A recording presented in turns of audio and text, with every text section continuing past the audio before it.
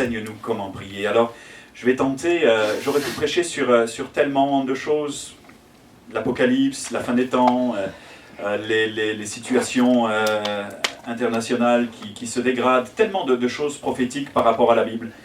Mais j'ai choisi, je le crois, conduit de Dieu, après avoir passé du temps dans la prière aussi, j'ai choisi de continuer eh bien, à ce que vous receviez un enseignement sur la prière, léger, simple, je l'espère profond, mais qui vous impacte également eh bien, dans la dimension de la prière que j'espère avec eh bien, grande efficacité, efficace, une prière efficace. Pourquoi? Parce que la Bible nous dit que la prière fervente du juste a une grande efficacité.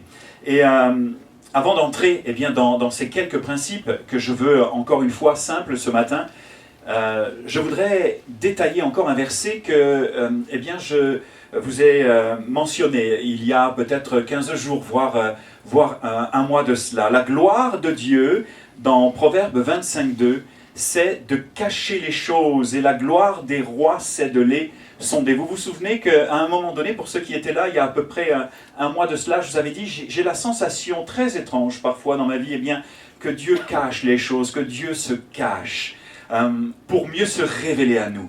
Et lorsque nous allons dans le lieu secret de la prière, là où il se tient, là où il se cache, il est prêt eh bien, à révéler les plans et les projets de son cœur pour chacune de nos vies. Il est prêt à nous parler, à nous révéler sa parole. Il est prêt à nous bénir, à nous encourager au-delà même de ce que l'on peut imaginer.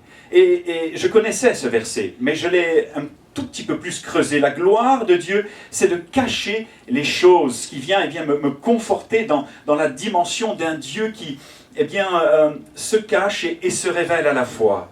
La gloire de Dieu, par contre, c'est de sonder ces choses, c'est de les sonder. Le mot « chose », dans ce contexte-là, est extraordinaire à découvrir.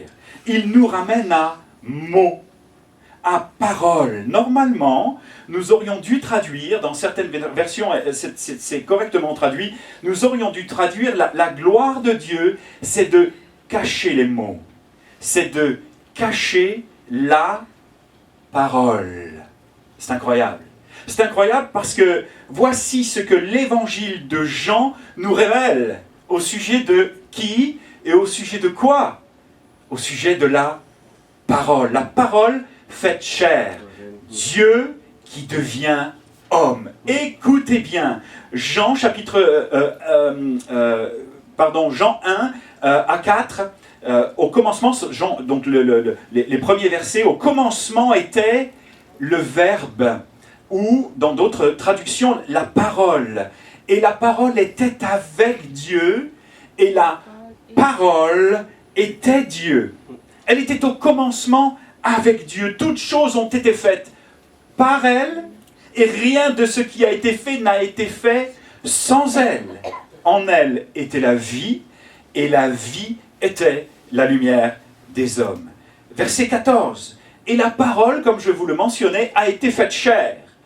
Elle a habité parmi nous, pleine de grâce et de vérité. Nous avons contemplé sa gloire. On a parlé eh bien, de la gloire de Dieu la dernière fois. Je vous mentionnais bien que la gloire de Dieu, c'était sa parole. La gloire de Dieu, c'était Jésus-Christ. Et lorsque je vais dans le lieu secret, il se plaît eh bien, à se glorifier en moi au travers de sa parole pour me révéler par le Saint-Esprit la personne unique et exceptionnelle et merveilleuse de Jésus-Christ.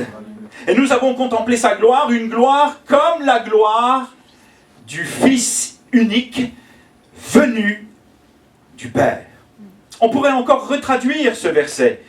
La gloire de Dieu, c'est de cacher, c'est d'avoir caché Jésus-Christ pour un temps. La parole faite chair et de l'avoir révélée eh bien, à toute l'humanité à un moment donné dans son plan de salut pour toute l'humanité. Et de la parole, la révéler, ou de le Christ, la parole, le révéler par le Saint-Esprit à celui qui cherche et à celui qui a faim et soif de connaître la vérité. La Bible nous dévoile eh bien, au sujet de Jésus quelque chose d'important, qu'il est le chemin, la vérité et la vie. le chemin qui nous mène à Dieu, le seul, la vérité qui nous affranchit et la vie qui jaillit de son cœur par le Saint-Esprit en abondance par la foi à celui qui l'invoque, à celui qui le cherche. Cherchez, nous dit la Bible, nous l'avons bien vu il y a 15 jours, et vous trouverez. Frappez et l'on vous ouvrira. Et vous savez, eh bien, ce que je vous mentionne est issu des Écritures et du passage de Luc que nous avons lu il y a 15 jours. Pourquoi est-ce que dans Luc 11-13, Jésus finit le passage de l'ami importuné par le Saint-Esprit? Si vous êtes capable de donner de bonnes choses, dira-t-il à vos enfants, vous le lirez à la maison, à combien plus forte raison le Seigneur donnera-t-il le Saint-Esprit à ceux qui le lui demandent? Tout simplement, parce que nous avons besoin du Saint-Esprit pour prier, pour apprendre à prier. Nous avons besoin du Saint-Esprit pour apprendre à connaître Dieu. Nous avons désespérément besoin du Saint-Esprit pour être connectés à Jésus-Christ, afin d'être sauvés, afin d'être consolés, afin d'être renouvelés, afin d'être fortifiés. Pourquoi? Pourquoi le Saint-Esprit? Parce qu'il n'est pas rare, lorsque nous prions, dans mes moments de prière, ou pendant la méditation de sa parole, que le Saint-Esprit nous révèle, nous éclaire, nous enseigne, nous assiste, nous aide à comprendre le sens caché de sa parole. Le sens caché de ce que nous lisons et de ce que nous ne comprenons pas toujours. Il m'arrive parfois d'aller dans la prière et d'avoir des révélations, des sens d'éclairage, d'éclaircissement sur des versets que je ne comprenais pas jadis et qui jaillissent à mon cœur et deviennent esprit et vie. Est-ce que, pour mes amis chrétiens, cela vous est déjà arrivé? C'est incroyable. Et c'est même prophétique. C'est à ce moment que Dieu nous parle par rapport à sa parole et nous indique, par exemple, la direction que nous devons prendre dans nos vies lorsque nous en cherchons une. Le Saint-Esprit nous révèle le sens caché et profond de sa parole lorsque nous la méditons ou lorsque nous prions. Pourquoi? Parce que sa parole, retenez bien cela, de l'Ancienne Alliance, l'Ancien Testament, jusqu'à l'Apocalypse, nous parle d'une et une seule personne, savoir Jésus-Christ. La parole de Dieu nous parle de Jésus. Et parfois cela, peut ne pas sembler tellement évident à nos cœurs, à nos yeux. C'est la raison pour laquelle nous avons besoin du Saint-Esprit. Pour apprendre, à connaître cette parole. Pour apprendre à connaître Jésus-Christ. Pour apprendre à prier, afin d'avoir une révélation de ce qui est caché à notre intelligence, mais que Dieu révèle par le Saint-Esprit à nos cœurs. Ça va, c'est pas trop compliqué? C'est bon pour l'instant? Ok. Alors on continue. Et si la gloire de Dieu, c'est de cacher sa parole, comme pour mieux la révéler, la gloire des rois, la gloire des hommes, de vous et de moi, c'est de la sonder, c'est de scruter, chercher, creuser les Écritures afin de mieux le connaître. Notez quelque chose d'important et qui a été une révélation pour moi et qui, je l'espère, le sera pour vous ce matin. Sondez dans Proverbe 25:2, sondez la parole, sondez les choses. La gloire des rois, c'est de sonder la parole. Sonder nous ramène en fait à examiner, comme je le disais, à creuser en grec, à chercher, à explorer, à approfondir. Et ça, je crois que c'est notre mission. Et cette mission peut devenir une véritable passion. Je sais que mon épouse est une passionnée des Écritures. Elle aime chercher. Je sais que Mimi est un passionné des Écritures aussi, et puis qu'il y en a certainement au milieu de nous. Ils aiment chercher, ils aiment creuser, ils aiment comprendre et avoir une révélation de ce qui n'est pas clair à leur intelligence, mais qui le devient par le Saint-Esprit. Et en pensant au mot « sonder », j'ai fait tout de suite le rapprochement avec un verset qui traite du même mot, mais dans un sens foncièrement différent. Et ça m'a énormément béni. Écoutez bien, en 1 Corinthiens chapitre 2, verset 7. Voici ce qui est écrit. Nous prêchons la sagesse de Dieu. C'est ce que je suis en train de faire ce matin. Mystérieuse et caché. Sous-entendu dans sa parole. Écoutez bien. Que Dieu, avant les siècles, avait destiné pour notre gloire. C'est juste incroyable. Sagesse qu'aucun des chefs de ce siècle n'a connue, car s'ils l'eussent connue, ils n'auraient pas crucifié le Seigneur de gloire. Verset 9. Mais comme il est écrit, et là ça devient de plus en plus intéressant, ce sont des choses, la gloire de Dieu c'est de cacher les choses, ce sont des choses, et le chose c'est le mot parole, le mot parole. Mais comme il est écrit, ce sont des choses, ce sont, en grec, il y a un rapport aussi à la parole. Ce sont des paroles, des choses, des plans et des projets que l'œil n'a point vus, des paroles que l'oreille n'a point entendues et qui ne sont point montées au cœur de l'homme, des choses que Dieu, des paroles que Dieu a préparées pour ceux qui l'aiment. Dieu nous les a révélées et nous les révèle encore par le Saint-Esprit, car, et c'est là que ça devient très intéressant, le Saint-Esprit, l'Esprit sonde tout, même les profondeurs. Imaginez-vous, le Saint-Esprit sonde tout, même les profondeurs de Dieu. Et là, le mot sonder m'a bouleversé. Passionnant à découvrir. Il signifie, écoutez-moi bien, prononcer, dire, parler. Le Saint-Esprit sonde les profondeurs de Dieu, les profondeurs du cœur de Dieu. Le mot sonder, c'est dire, c'est parler et c'est prononcer. Voici ce que je crois ce matin. Notre rôle, c'est d'examiner les Écritures, c'est de sonder la parole. Celui du Saint-Esprit, c'est de nous parler de la parole. Notre rôle à nous, notre passion, pardon, je vais commencer à m'enflammer, hein. M'excusez. Mais c'est tellement waouh! C'est juste incroyable, Seigneur, notre passion, notre mission, c'est d'examiner, de creuser, de chercher, d'explorer sa passion à lui. Lorsque nous sommes disponibles, lorsque nous sommes disposés, lorsque nous avons faim et soif de plus de révélations de sa parole, de le connaître, de scruter et de creuser en profondeur sa passion à lui, c'est de nous révéler les profondeurs du cœur de Dieu, de nous faire connaître ses pensées. Le désir du Saint-Esprit, c'est de nous révéler le sens caché de la parole. C'est de la prononcer. C'est de la dire.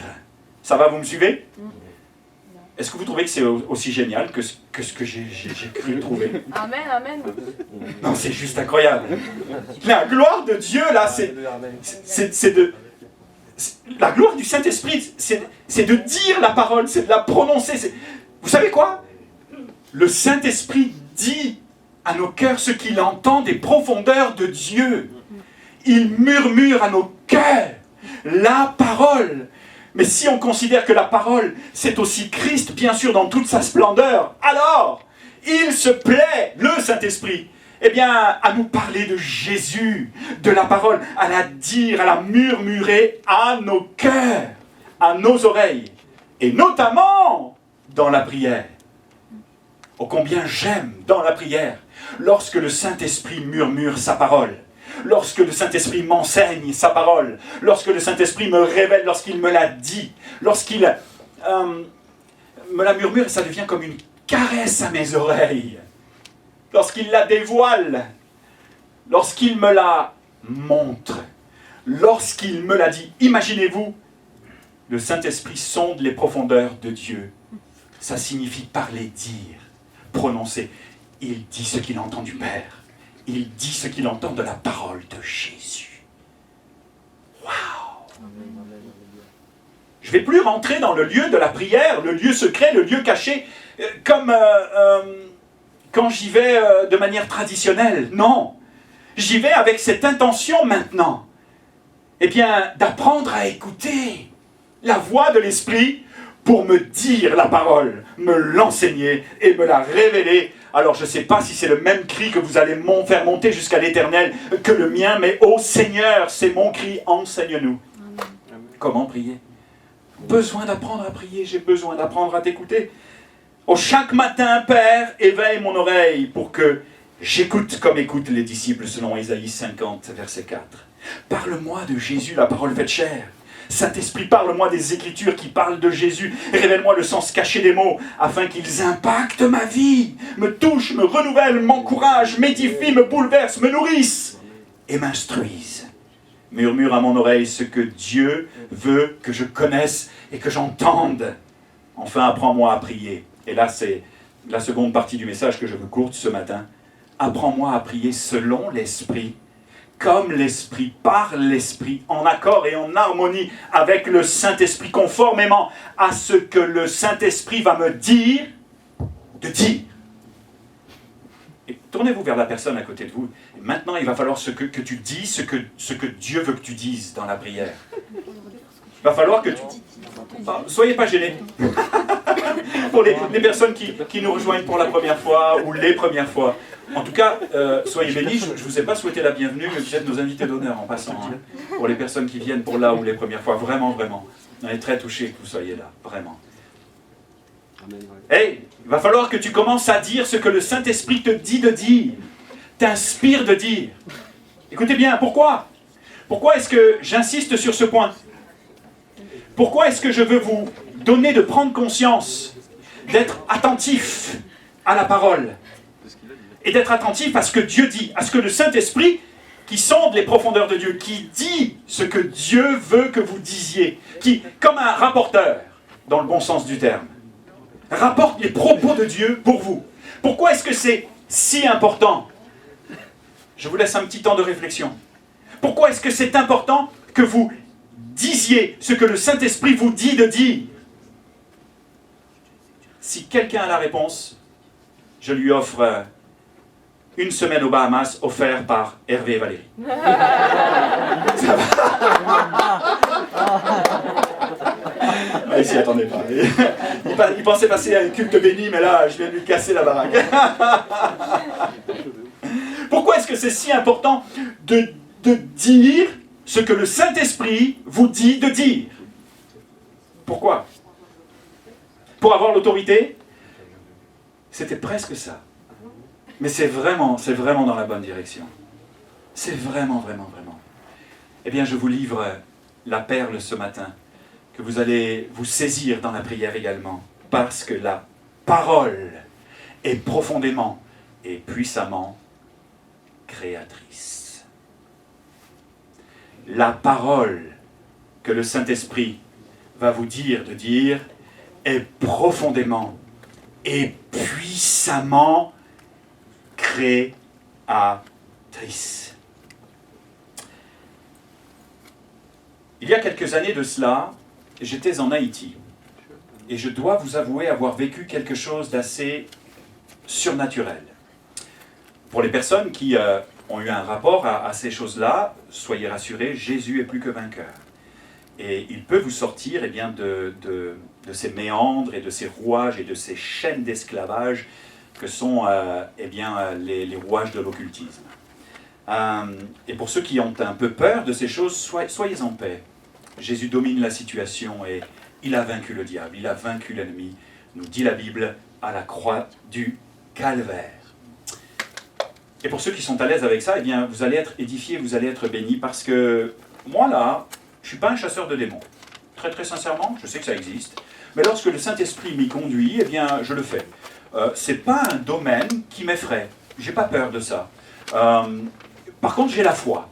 Lorsque j'ai un démoniaque devant moi, quelqu'un qui est pris par des mauvais esprits, je le discerne assez rapidement, et puis je prie, et Dieu fait le reste. C'est pas plus compliqué que ça. Mais en Haïti, ça peut prendre une proportion un petit peu plus complexe, parce que là-bas, il y a beaucoup de vaudou, beaucoup d'occultisme, beaucoup de sortilèges, de choses vraiment, vraiment très, très particulières qui sont infligées à la population par les sorciers qui croient bien faire et protéger. Mais bon, je crois qu'ils savent aussi avec qui ils dealent, avec qui ils traitent. Et à un moment donné, on est, je pense, une cinquantaine, peut-être une centaine de jeunes. Et je prêche, et le Saint-Esprit vient et nous visite. Et je donne une parole de connaissance, et dans le contexte, tous les gamins vivent ce que je suis en train de leur annoncer. Mais sous le poids, l'onction et la puissance du Saint-Esprit, il y a quelque chose d'extraordinaire qui se passe. Et je dis, voilà, il y a une pensée que je reçois dans mon cœur et que je livre à cette jeunesse. Je dis ce que le Saint-Esprit me dit de dire. Voilà, il y a un jeune homme qui a été abandonné par ses parents. Dieu te recueille, ne t'abandonnera pas, il t'aime profondément. Rien de plus simple. Mais encore une fois, sous son inspiration, waouh, une puissance de liberté, de créativité, de délivrance incroyable. Et là, il y a un gamin parmi les 100 qui commence à hurler, et à hurler, et il tombe par terre. Donc moi, je m'approche de lui, et puis on commence à prier pour sa délivrance, parce qu'il commence à trembler, et autres manifestations que je tairai. C'est assez particulier, on vit vraiment un moment très très intense dans le combat spirituel.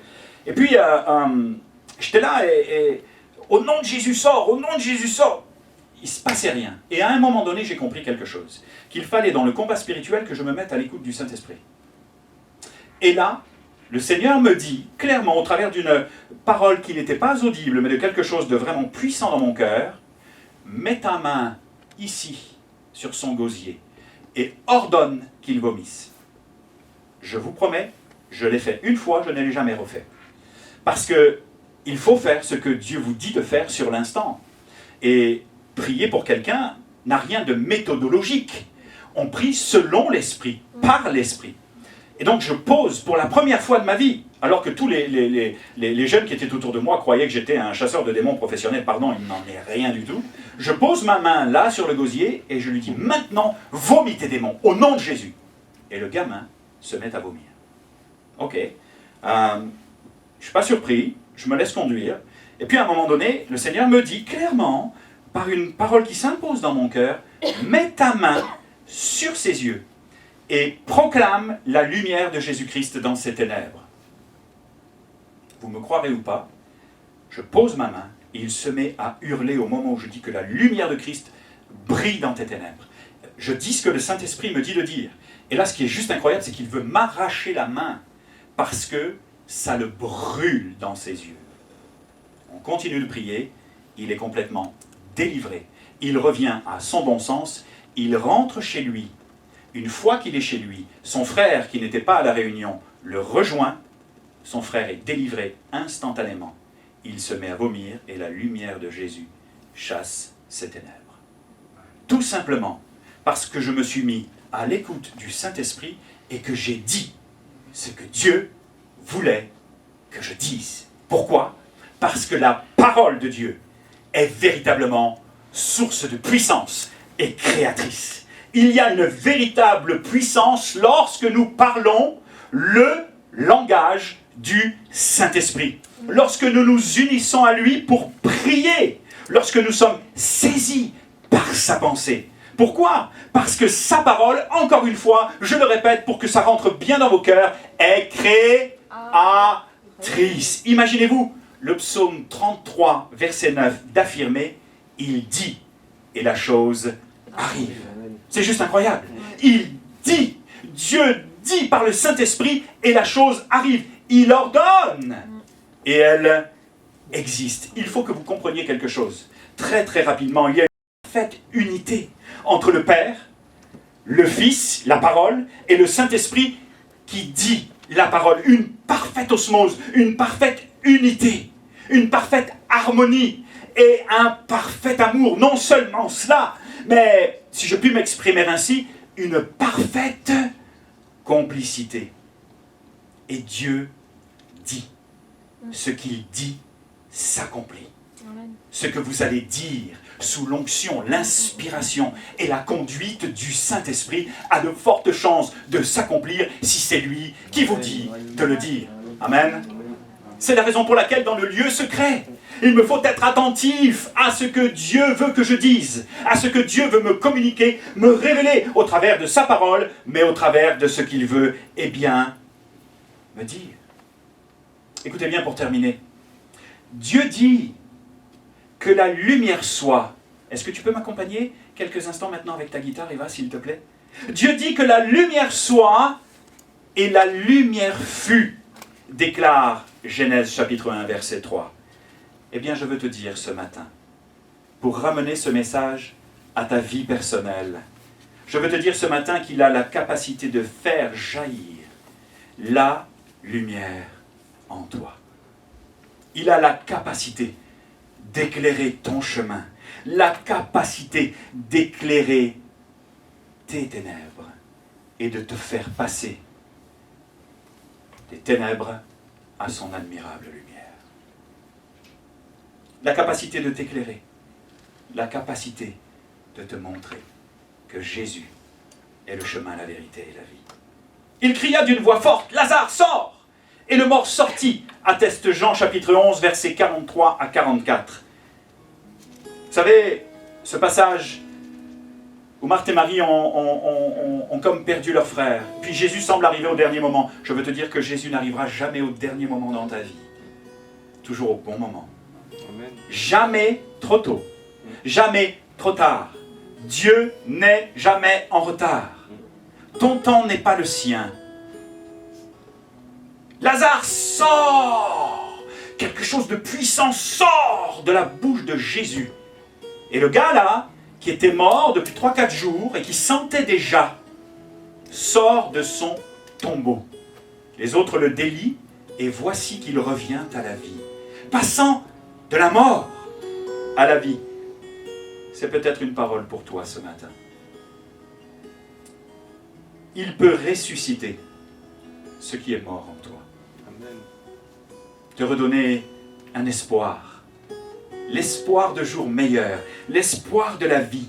La puissance de la résurrection. Tu peux marcher avec une nouvelle mentalité, avec une nouvelle vision, régénérée dans ton cœur. Qu'est-ce qui est mort dans ta vie?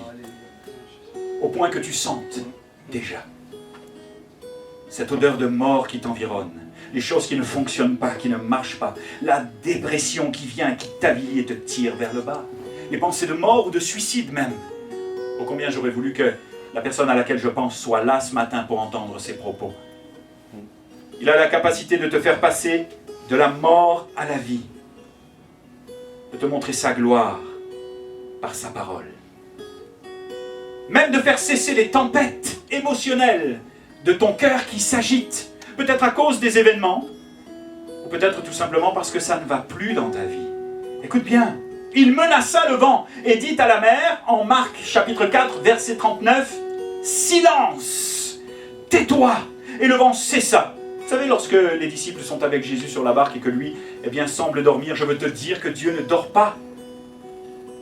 Peut-être que tu as l'impression qu'il ne te répond pas, qu'il ne dort pas, qu'il ne se passe rien, qu'il est en retard, qu'il n'agit pas. Non, rien de tout cela. Ça, ce sont des réflexions humaines. Ce n'est pas ce que me dit la parole. La parole me dit qu'il est capable de faire cesser dans ta vie quelque tempête que ce soit. Tempête émotionnelle, tempête de brisement. Tout ce qui t'arrive en ce moment et où tu te demandes, mais c'est quoi l'idée? Plus je m'approche de Dieu, plus j'ai l'impression que les choses mauvaises comme s'abattent sur moi. Il n'y a aucune tempête qui fasse peur à Jésus. Aucune. Un mot. Silence, il est capable de le faire dans ta vie. Silence, tais-toi. Et de t'insuffler la paix. La paix à laquelle il t'appelle. Oui, la paix à laquelle il t'appelle, parce que tu n'es pas appelé à traverser la tempête pendant des années et des années, mais tu es appelé à la paix. Et peut-être même, je te dirais, à le servir. À faire quelque chose qu'il a en réserve pour toi et qu'il te dévoilera dans le lieu secret. Parce que le Saint-Esprit qui sonde les profondeurs du cœur de Dieu va venir te le murmurer, va venir te le dévoiler, va venir te le dire. Il a des rêves et des projets formés pour toi. Projets, dans Jérémie 29, 13, 29, 11, c'est le mot penser. Car Dieu connaît les pensées qu'il a pensées pour toi. Il connaît les pensées qu'il pense. Il a des pensées pour toi. Et tu sais quel genre de pensée il a de toi? Des pensées de fierté, des pensées d'amour, des pensées de bonne estime. Alors que toi, tu es en train de te descendre en flèche parce que les choses ne fonctionnent pas comme il semble que tu voudrais qu'elles fonctionnent, parce que le cœur de l'homme forme des projets, mais c'est Dieu qui a le dernier mot, et ça tu l'as oublié. Il a tellement de belles pensées pour toi. Il t'aime tellement. Lève-toi, dit Jésus, prends ton lit et marche. Aussitôt cet homme fut guéri, il va dire ce que le Saint-Esprit va lui dire de dire, et aussitôt cet homme va prendre son lit et marcher, d'après Jean, chapitre 5, versets 8 à 9. Qu'est-ce qu'il y a dans ta vie? Une paralysie? Peut-être physique, maladie, dont tu n'arrives pas à te débarrasser un mot, par le Saint-Esprit. Et la maladie n'existe plus, je le crois, parce que Dieu est un Dieu de miracles et de guérison. Mais il y a aussi des paralysies dans nos vies qui nous empêchent d'avancer, qui nous empêchent d'explorer, qui nous empêchent de croire que c'est possible. Or, tout est possible à celui qui croit. Amen. Tout est possible à Dieu. Vous savez, dans tout cela, il est aussi question de foi. Approche-toi de Dieu avec la foi et tu vas voir le ciel s'ouvrir sur ta vie. Amen. Tu vas vivre des choses extraordinaires. Notre amie qui est là, rappelle-moi ton prénom. Oui? Mélanie. Mélanie qui il y a quelques mois a commencé à s'approcher de Dieu. Puis a eu des combats comme waouh, ça va pas, ça vient pas, ça bute, c'est ça, hein? Et puis qui tout d'un coup, boum, a une révélation du Saint-Esprit, révélation de l'amour de Dieu pour elle et qui, je crois aujourd'hui, eh bien, est en train de vivre complètement autre chose. Je ne vous parle pas de choses qui, voilà, sont éthériques et puis qui n'appartiennent qu'à une certaine catégorie de la population. Non, des gens tout simples, comme vous et moi, qui peuvent le saisir par la foi. Le centenier répondit au Seigneur, « Seigneur, je ne suis pas digne que tu entres sous mon toit, mais dis seulement un mot et mon serviteur sera guéri. » Le serviteur de ce centenier était malade. Il ne veut pas juste que Jésus vienne chez lui. Dis juste un mot. Et Jésus va lui dire, dans le coin là, j'ai rarement rencontré un gars avec une aussi grande foi. À qu'il te soit fait selon ta foi. Et alors même, le centenier a été guéri. Il y a une puissance dans le dire. Il y a une puissance créatrice dans la parole. Il y a une puissance lorsque tu dis ce que le Saint-Esprit veut que tu dises pour tes enfants, pour ta famille, pour ta vie, pour ton pays et pour l'Ukraine, pour qui nous allons prier. Une puissance dans le fait de dire et dans le fait d'ordonner. Tu as la capacité, parce que le Saint-Esprit vit en toi, et si le Saint-Esprit ne vit pas encore en toi, eh bien réclame-le. Saint-Esprit, j'ai besoin de toi, viens vivre en moi. Donne-moi d'être renouvelé, changé, transformé. Et surtout sauvé. On ne sait pas ce qui peut se passer demain. Il faut que vous soyez assurés d'aller au ciel un jour. Vous savez quoi là, les amis? C'est déjà la fête ici, là. Mais là-haut, ça va être juste incroyable. On va le louer, l'adorer et le voir tel qu'il est. C'est pas juste une espérance et des promesses de Gascon. C'est même pas juste ce que je dis. C'est vrai. Parce que ce dont je vous parle est issu de la parole. Et Dieu n'est pas un homme pour mentir. Et sa parole, il l'accomplit. Et il veut l'accomplir dans votre vie aujourd'hui. Seigneur, c'est le cri de nos cœurs. Nous avons foi et soif de toi. Dis seulement un mot. Ou inspire-nous pour dire ta parole.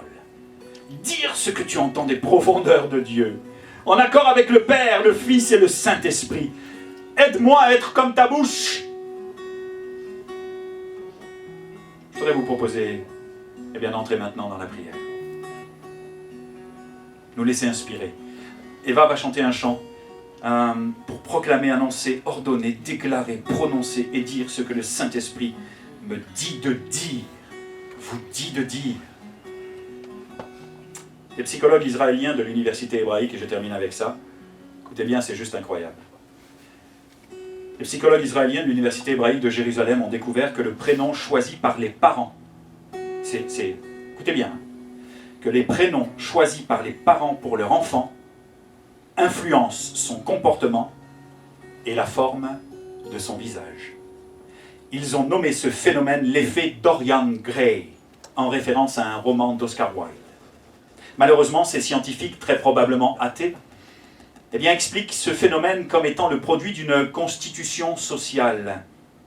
C'est-à-dire que nous tentons inconsciemment de refléter les préjugés ou les prénoms que la société associe à qui nous sommes. À cette explication, et je finis là-dessus, à cette explication, nous préférons la doctrine biblique de la parole créatrice. Comme Dieu a créé toutes choses par sa parole, le ciel, la terre et tout le reste, L'humanité a été créée à son image et peut influencer la création et le cours des événements. C'est bien plus puissant que ce que l'on peut imaginer, n'est-ce pas? L'humanité créée à son image peut influencer la création et le cours des événements. Par quoi? Par le dire. Par la parole. Waouh! Je peux influencer mon quotidien. Je peux influencer ce que je vis. Je peux changer le cours des événements en disant ce que le Saint-Esprit m'a dit de dire. Parce que la parole est créatrice. N'est-ce pas le principe même de la prière et des paroles de bénédiction? Je crois avoir tout dit ce matin. J'espère dans la simplicité la plus totale, avec passion, en essayant de pointer vers le côté puissant et créateur de la parole. À moins que ta parole ne soit inspirée, salée et assaisonnée par celle de l'Esprit. Alors ta prière comme tu le sens peut-être des fois, n'aura pas la possibilité de franchir peut-être le plafond de ta maison, comme moi je le sentais bien souvent. Mais je dois vous avouer quelque chose, c'est que depuis 2015, je vous l'ai partagé l'autre fois, depuis 2015, depuis que j'ai appris à prier et à écouter la voix de l'Esprit, ma vie de prière n'est plus la même. Et c'est ce à quoi Dieu t'appelle. C'est ce à quoi Dieu appelle l'Église Connexion. Par sa parole.